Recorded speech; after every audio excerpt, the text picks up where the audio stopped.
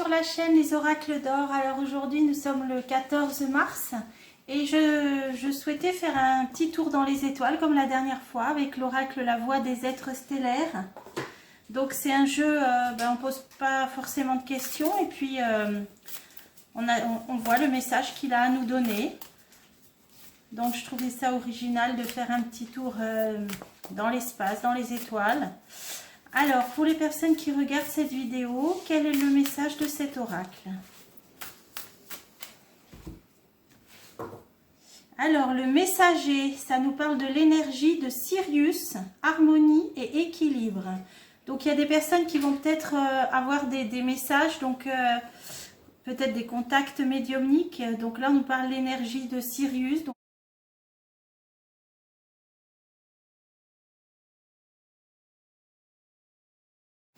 il y a Sirius A, Sirius B. En fin de compte, il y a une tribu là en Afrique, les Dogons, qui avaient connaissance de ces deux planètes. C'est des naines blanches, il me semble, qui avaient connaissance de leur existence bien avant que les astronomes les découvrent. Donc ça fait partie des énigmes et des mystères. Comment cette tribu de Dogons a pu avoir connaissance d'objets célestes sans outillage, sans télescope, etc. En fait, ils disent eux-mêmes qu'ils l'ont su par des ancêtres venant des étoiles. Donc moi, tout ça, c'est des choses que je trouve très intrigantes. Donc, toujours est-il que cette constellation, l'étoile de Sirius, vous la voyez, on peut la voir en dessous du sablier d'Orion, si vous savez reconnaître les constellations le soir. C'est une étoile très brillante, Sirius. Voilà, bon, tout ce que cela m'inspire. Et ensuite, on a créé votre propre voix. Ouvrez la voie, soyez le leader que vous souhaiteriez avoir. Là, c'est un conseil d'être soi-même, de ne pas chercher à copier les autres, d'imaginer sa propre réalité avec les ressources que l'on a, sans encore une fois, essayer de recopier les autres. Là, il est question d'être original, unique. Créez votre propre voix. Voilà pour la coupe. Alors, quels sont les messages pour les gens qui regarderont la vidéo? Vous êtes unique. Vous voyez, ça résonne une nouvelle fois. Et là, c'est pas la même carte. Ça nous disait ouvrez votre propre voie. Et je vous disais qu'il est question d'être soi-même unique. Et là, je sors une carte. Vous êtes unique. Avec le message, embrassez votre singularité. Suivez votre propre chemin. Donc là, il est temps de s'affirmer, sans suivre des modèles, comme je vous ai dit, on peut s'inspirer des autres, mais sans les copier. Là, on nous demande d'être nous-mêmes, d'être profondément nous-mêmes. Vous êtes unique. Ensuite, le pouls terrestre, on l'avait déjà eu la dernière fois, cette carte. Le rythme terrestre, un ralentissement, le temps de la nature. Donc là, on voit un personnage allongé au milieu de fleurs. On voit une cascade, des montagnes. Là, c'est le printemps. Bon, même s'il ne fait pas très beau partout. Mais c'est une période où on nous demande de prendre une pause, de s'immerger dans la nature et d'essayer de s'harmoniser au rythme terrestre. Et ensuite, la flamme bleue. L'éveil spontané, l'activation, temps d'intégration. Celle-là aussi, on l'avait eu la dernière fois. Je vous disais que ça faisait résonance à une des visions que j'avais eues, d'être comme des êtres lumineux, bleus comme ça. Alors peut-être que certains d'entre vous font des rêves, mais ça peut être des contacts. Donc essayez de faire une petite gymnastique pour vous rappeler vos rêves, parce que c'est un moment pendant le sommeil où l'esprit voyage et où l'esprit continue à faire sa mission, mais dans l'astral. L'esprit voyage réellement pendant qu'on dort. Pendant qu'on est en état modifié de conscience, l'esprit, lui, continue à vaquer à d'autres occupations. C'est là qu'on peut avoir contact avec d'autres plans, notamment avec les défunts, et également d'autres plans vibratoires. Donc peut-être que vous aussi, vous aurez contact avec des êtres qui ressemblent à celui-là ou à d'autres. Alors essayez de vous rappeler à votre réveil. Alors on va recouvrir ces trois messages. Alors, la séparation, et là on a sur la carte qui nous demandait d'être unique et d'avoir sa propre singularité.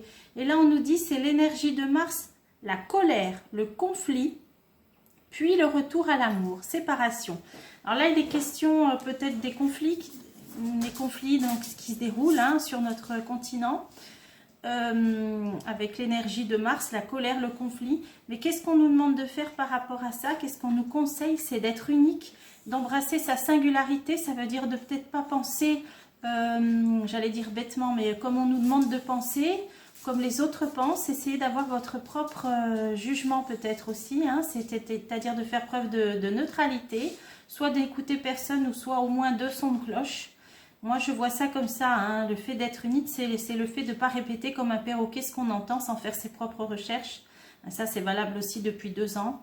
Et pour moi là c'est axé donc sur cette situation de conflit.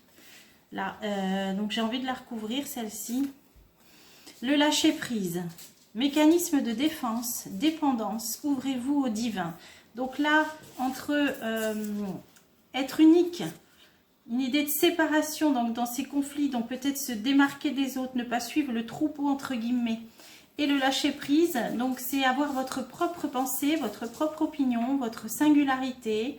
Alors soit en étant neutre, hein, soit en n'écoutant personne, ça c'est votre choix.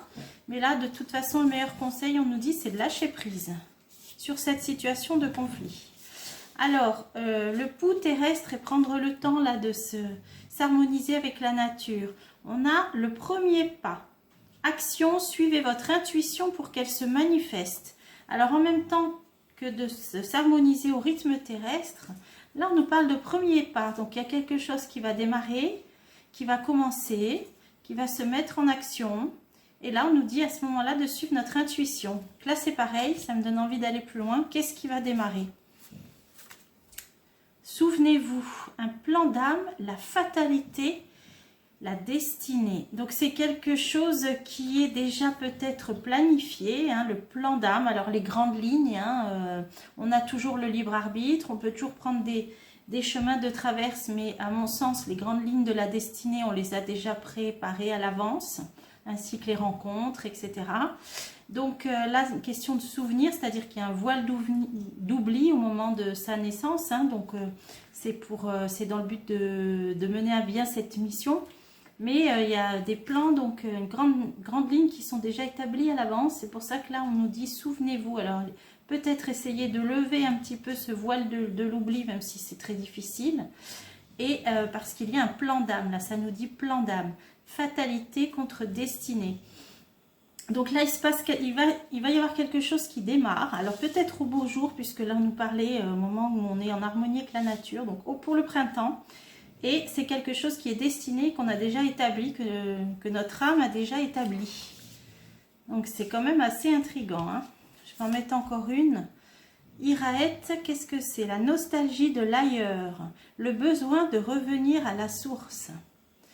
Alors là c'est troublant comme message parce que ça nous parle d'avoir envie de retourner à donc d'où on vient, hein, de revenir à la source. Donc il y a peut-être des personnes pour moi qui vont avoir envie d'arrêter le voyage, hein, le voyage de leur incarnation, pour qui c'est trop dur, pour qui c'est trop difficile et qui vont vouloir revenir au bercail entre guillemets, mais faire marche arrière.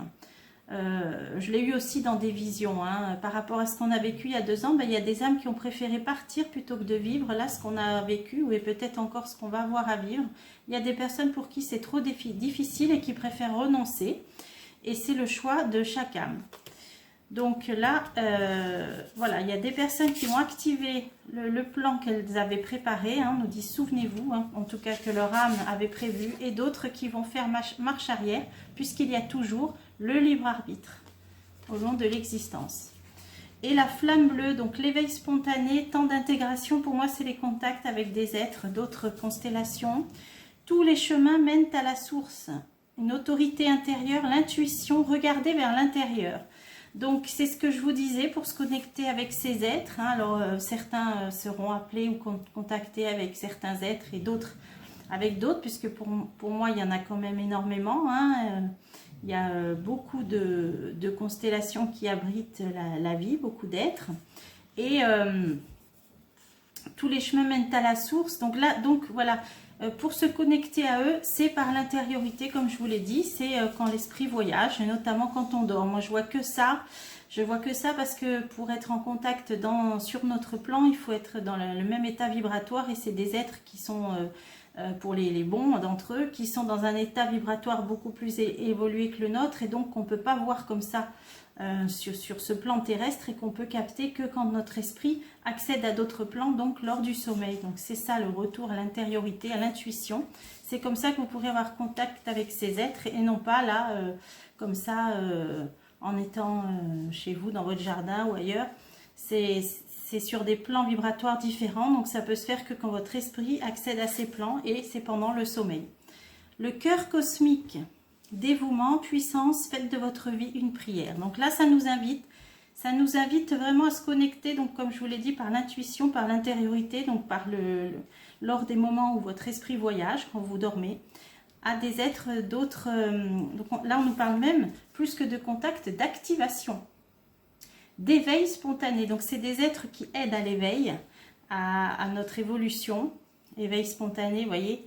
Et on nous demande de se connecter à eux, donc je vous ai expliqué comment. Et le cœur cosmique, donc dévouement, puissance, faites de votre vie une prière, par la prière aussi, hein, en demandant, hein, avant de s'endormir, à ce que son esprit voyage et accède et contacte avec des êtres positifs, élevés. C'est par la prière aussi, hein, après pendant votre rêve, et essayez de vous en souvenir le matin. Au début, vous n'aurez que des bribes, hein, comme je vous avais déjà expliqué. Vous notez dans un petit carnet, et au fur et à mesure, il y aura des phrases entières qui vous reviendront en mémoire. Alors n'hésitez pas à les noter quand vous vous réveillez. Et je vais en demander une dernière en guise de conseil. Donc quel est le conseil aujourd'hui pour les personnes qui regarderont cette vidéo? Activation terrestre. Lieu de pouvoir, lieu au pluriel. Ah, ligne tellurique, confiance en votre guide. Alors là, vous voyez, on voit un monument comme Stonehenge. Là, on voit une porte. Alors là, il est question de portail. Alors peut-être vous avez déjà entendu parler que sur Terre, il y a des portails, c'est-à-dire des centres énergétiques, donc qui sont situés sur des lignes telluriques. C'est pour ça que là, on nous parle de lignes telluriques. C'est une grille énergétique qui entoure la Terre et qui est reliée par des points qui sont comme des points d'acupuncture, si vous préférez, qui sont comme des vortex ou des portails pour accéder à d'autres dimensions.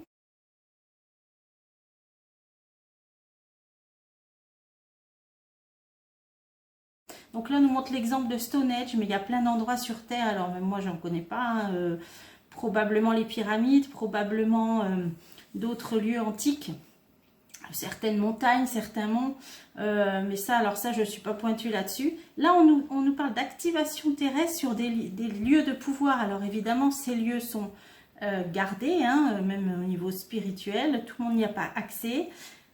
Ligne tellurique, confiance en votre guide. Donc là, certains d'entre vous peut-être vont être guidés pour se rendre dans certains endroits sur Terre où ils vont pouvoir, parce que c'est un endroit tellurique, eh bien, pouvoir avoir accès à d'autres dimensions. Hein. C'est une porte des étoiles, un portail.